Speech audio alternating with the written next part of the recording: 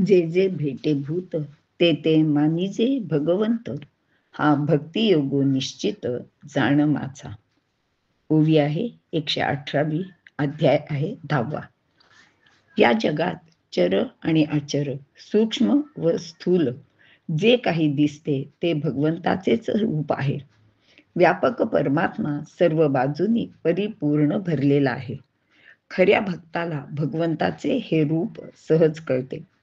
त्याला समदृष्टी प्राप्त झालेली असते. आपल्या अनेक संतांना असा सर्वत्र परमात्मा भरलेला आहे याचे ज्ञान होते व त्या भगवंताचे दर्शन त्यांना त्या त्या वस्तू त्या त्या प्राणी मात्रात होत होते. नामदेव हे असेच एक थोर भक्त. अगदी लहानपणीच देव त्यांच्यावर प्रसन्न झाला होता. प्रत्यक्ष विठ्ठल मूर्ती त्यांच्या हातचा नैवेद्य वगैरे खात असे, त्यांच्याशी बोलतही असे. नामदेवांचे वडील दामाशेट्टी यांचा कापडाचा व्यापार होता. ते गावोगावी जाऊन कापड विक्री करायचे. तिकडनं कापडही आणायचे.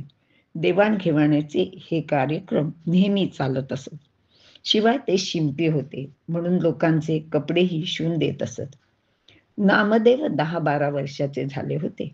त्यांना आता आपल्या घरच्या व्यवसायाच्या बद्दल माहिती करून द्यायला हवी असा विचार करून त्यांनी जवळच्याच एका गावातील व्यापाऱ्याकडे जाऊन काही कापड आणावे असे सांगितले. नामदेवाला त्यांनी सर्व गोष्टी नीट समजावून दिल्या.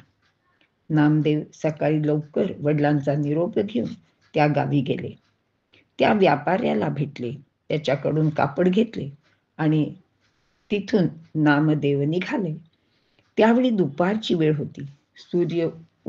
सूर्याचे ऊन अगदी सहन होत नव्हते. त्यांनी त्यातील थोडे कापड आपल्या डोक्यावर धरले आणि ते चालू लागले. चालता चालता ते एका माळ रानावर आले. तेथे लहान मोठे अनेक दगड धोंडे पडलेले होते. नामदेव चालून चालून खूप दमले होते. आजूबाजूला कुठे झाडही नव्हते, सावली तर नव्हतीच नव्हती. ते तसेच एका मोठ्या दगडावर बसले. तर काय, तो दगड इतका तापलेला होता की त्यांना चटकाच बसला.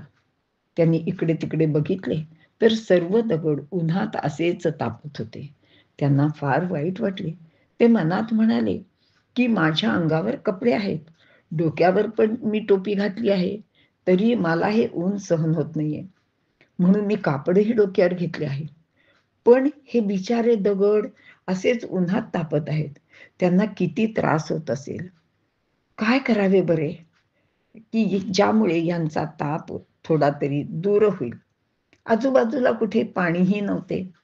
मग काय करायचे, त्यांनी थोडा विचार केला आणि मग त्यांना एक युक्ती सुचली. ते म्हणाले, मी जसं माझ्या डोक्यावर कापड घेऊन उन्हाचा त्रास कमी करतोय, तसंच ह्या दगडांवर पण असंच काहीतरी पांघरून घातलं पाहिजे. आता पांघरून घालायला दुसरं होतं काय? त्यांच्याकडे ते नवे कापडाचे गठ्ठे होते. त्यांनी ते कापडाचे ठाणे खाली ठेवले आणि त्याचे तुकडे करायला सुरुवात केली. दगडांच्या आकाराप्रमाणे लहान मोठे असे कापडाचे तुकडे करून त्यांनी त्या सर्व दगडांवर घातले. आता ते माळरान अगदी रंगीबेरंगी रंगांनी नटले होते.